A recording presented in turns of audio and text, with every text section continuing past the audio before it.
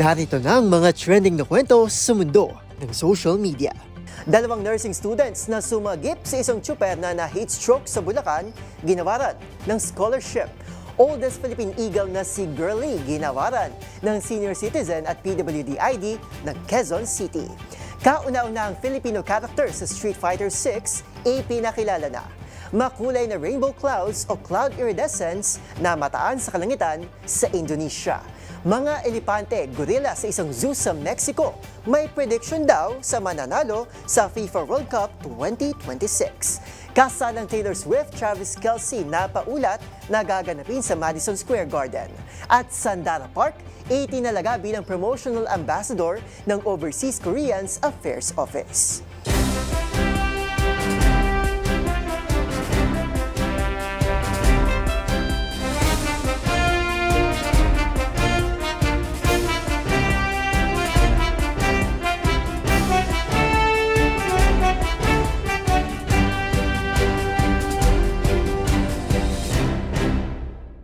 Iba't ibang mga nagva-viral na kwento na naman ang ating pag-uusapan.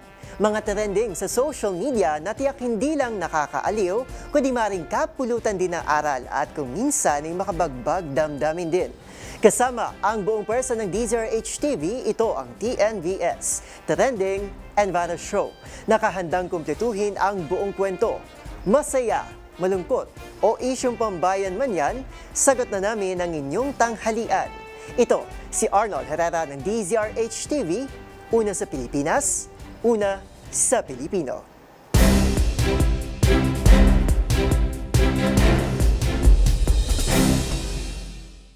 Para sa ating unang istorya sa tanghaling ito, matapos nilang magpamalas ng kabayanihan para sa isang tsuper na inatake umano ng heat stroke sa gitna ng biyahe, isang regalo ang ibinigay sa dalawang nursing students na sina Precious at Joanna. Ang dalawa kasi, ginawaran lang naman ng full scholarship sa kanilang pag-aaral. Ang mga detalye narito sa aking ulat. No act of kindness goes unnoticed. Tila itong naging kapalaran ng dalawang freshman nursing students na nag-viral kamakailan matapos nilang sagipin ang isang tsuper na hinihinalang inatake ng heat stroke sa Bukawi, Bulacan nitong May 28. Ang mga estudyante na sina Precious Jewel at Joanna May pawang ginawaran ng full scholarship ng Dr. Yangas Colleges Incorporated. Sa isang Facebook post, binigyan diin ang kanilang paaralan na higit sa husay sa academics. Mas matimbang ang ipinamalas ng dalawa bilang mga nursing student.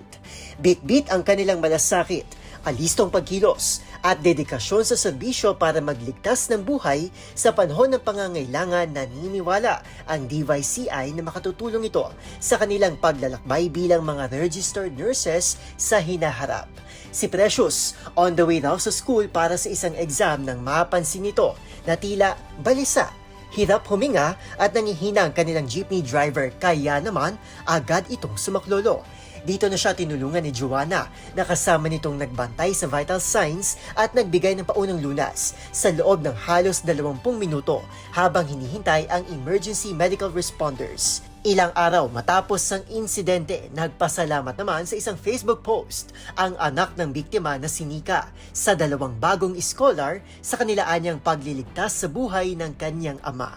Dagdag pa nito, sana raw ay marami pa silang ma-inspire sa kabutihan na kanilang ipinamalas sa mundo. Para sa DZRH TV, ito si Arnold Herrera. Una sa Pilipinas, una sa Pilipino.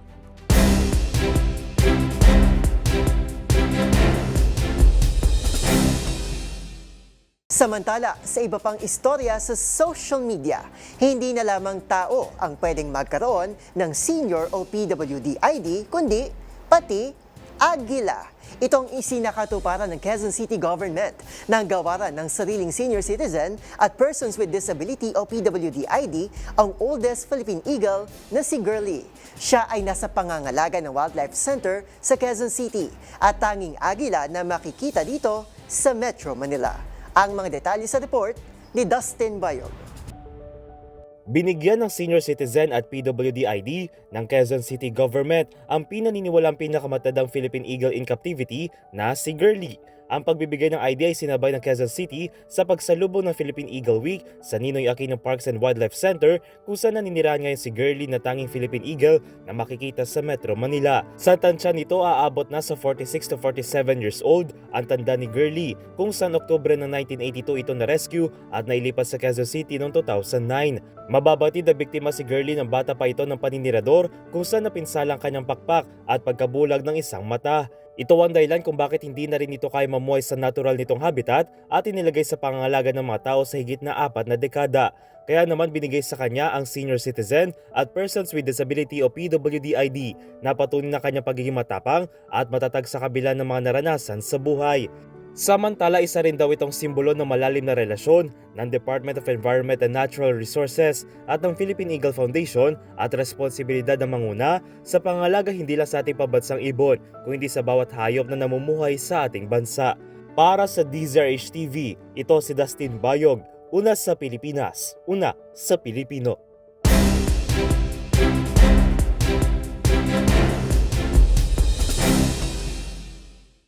Sa iba pang trending balita, tunay ngang lumalawak na ang Filipino representation pagdating sa video games. Dahil ipinakilala na ang kauna-unahang Filipino fighter sa larong Street Fighter 6, ang high school student na si Yasmin. Kilalanin siya sa report ni Mili Borja. Opisyal nang nagdagdag ang video game company na Capcom ng isang Filipino fighter sa sikat na fighting game na Street Fighter 6 bilang bahagi ng bagong DLC lineup na ipinakilala sa Summer Game Fest ngayong taon. Kabilang si Yasmin sa 4 na bagong karakter na ilalabas sa 4th DLC wave ng laro. Siya ang unang karakter na nakatakdang ilabas sa August 3. Ayon sa official profile ng laro, si Yasmin ay isang high school student at martial artist na sumasali sa World Warrior Tournament upang hanapin ang kanyang nawawalang kuya. Gumagamit siya ng crescent-shaped karambit knife at may mabilis na dance-like fighting style na itinuro ng kanyang lolo. Sa trailer ng laro, makikita ang karakter na may setting na kahawig ng Pilipinas. Ang kanyang kasuotan ay may kulay ng bandila ng bansa, bughaw, pula at puti, kasama ang dilaw na araw. Kasabay ni Yasmin sa DLC lineup ang karakter na si Arjun mula India at Bosch mula sa fictional nation na Neyshal. Nagulat din ang ilang fans sa paglabas ng guest character na si Tifa mula Final Fantasy VII. Samantala, itinuturing si Yasmin bilang pinakabagong karagdagan sa lumalaking listahan ng Filipino representation sa video games. Kasunod ng mga karakter tulad ni Natalim ng Soul Calibur, Lapu-Lapu ng Mobile Legends Bang Bang, Josie Rizal ng Tekken, at Neon ng Valorant. Patuloy namang lumalakas ang presensya ng Pilipinas sa global gaming scene kung saan aktibo ang bansa sa esports tournaments at isa sa may pinakamasiglang gaming community sa Southeast Asia. Para sa DZRH TV, ito si Mili Borja, una sa Pilipinas, una sa Pilipino.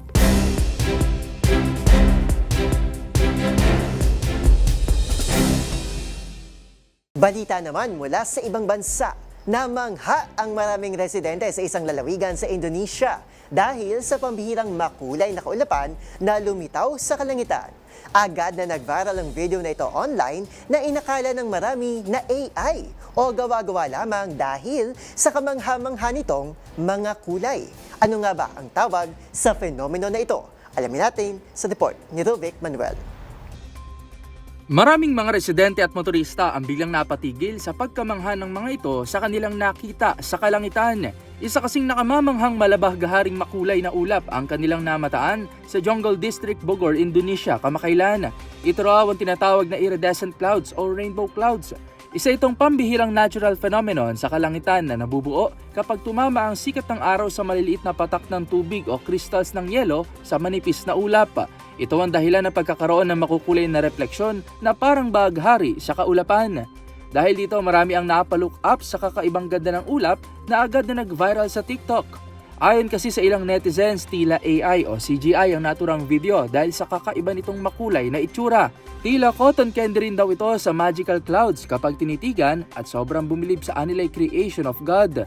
Ayon sa mga eksperto, totoo itong pangyayari at hindi AI. Kaya naman na naigree ng paghanga ng publiko sa kakaibang likhang sining ng kalikasan na napakabahira nating masilayan. Para sa DZRH TV, ito si Rovic Manuel, una sa Pilipinas, una sa Pilipino.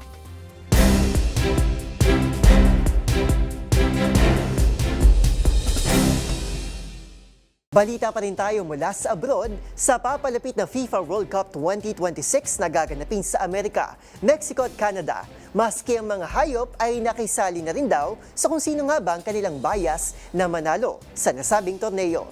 Isang zoo kasi sa Mexico ang kinaaliwan ng mga turista matapos meron daw tournament prediction ang mga elepante at gorilla. Kung sino, panoorin sa report ni James Galangue.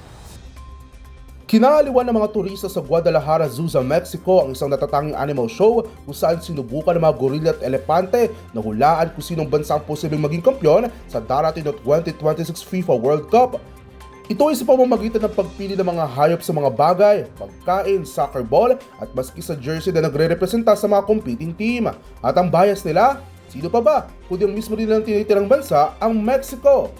Ayon kay Danay Vasquez, Head of Communications ng Zoo, hinulaan umano ng isang elepante na mananalo ang Mexico sa isa sa mga laban nito kontra South Africa, habang ayon naman sa mga capybara, magtatapos sa tabla ang laban ng Mexico at South Korea. Samantala, kapansin-pansin din ang mga miniature soccer field sa zoo bilang paraan din ng kanilang promotion para sa papalapit na World Cup. Ito na rin kasi ang kanilang 3 beses na mag-host sa nasabing sporting event kung saan una pa noong 1970 at sumunod naman noong 1986. Habang ngayong taon naman ay kasama nila mag-host ang America at Canada para mag-accommodate sa 48 teams mula sa iba't ibang panig ng mundo. Kung matatandaan, noong 2022 FIFA World Cup, nasungkit ang Argentina ang kanilang 3 world title na ginanap sa Qatar. Para sa DZRH TV, ito si James Galangue, una sa Pilipinas, una sa Pilipino.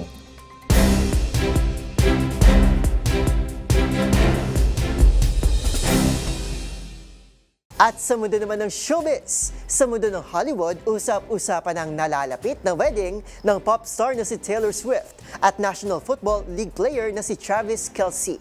At kung K-pop star naman na may pusong Pinoy ang ating pag-uusapan, pambansang grung-grung Sandara Park, itinalaga bilang promotional ambassador ng South Korea. Narito ang report ni Showbiz Angel.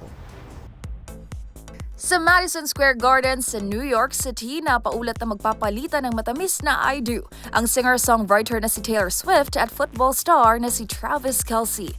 Batay sa naglabasang reports, sa first week of July, plano ni Tate at Travis na magpakasal. Privacy daw ang #1 priority ng engaged couple sa kanilang nalalapit na wedding. Higit sa 1,000 raw ang inaasahang guest ng popstar at Kansas City Chiefs player. August last year nang inanunsyo ni Taylor at Travis ang kanilang engagement. Samantala, sa iba pang balita, itinalaga bilang promotional ambassador ng Overseas Korean Affairs Office ang 21 member na si Sandara Park. Ayon naman sa K-pop star na pusong Pinoy, makahulugan para sa kanyang iniatas sa tungkulin, gayong matagal nang nanirahan sa Pilipinas at personal niyang naunawaan ang kalagayan at damdamin ng mga kapwa Koreanong naninirahan sa ibang bansa. Tiniyak naman ni Dara na gagampanan ng papel bilang tulay sa pagitan ng Overseas Koreans at South Korea. Dahil sa panibagong milestone na ito, very proud ang fans ng binansagang pambansang krung-krung na unang nakilala matapos sumali sa Kapamilya Reality Talent Search na Star Circle Quest taong 2004. Para sa DZRH TV, ito po ng Showbiz Angel, una sa Pilipinas, una sa Pilipino.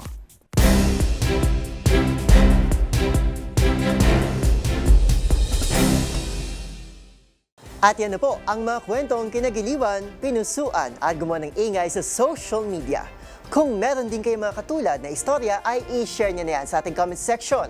O di naman kaya, ay itag nyo kami sa TikTok at DZRH News. Maraming salamat po sa inyong patuloy na pagtangkilik sa ating programa.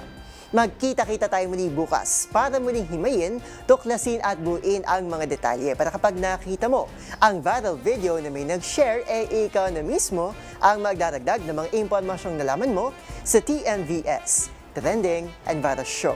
Muli ito po, si Arnold Herrera ng DZRH TV, una sa Pilipinas, una sa Pilipino.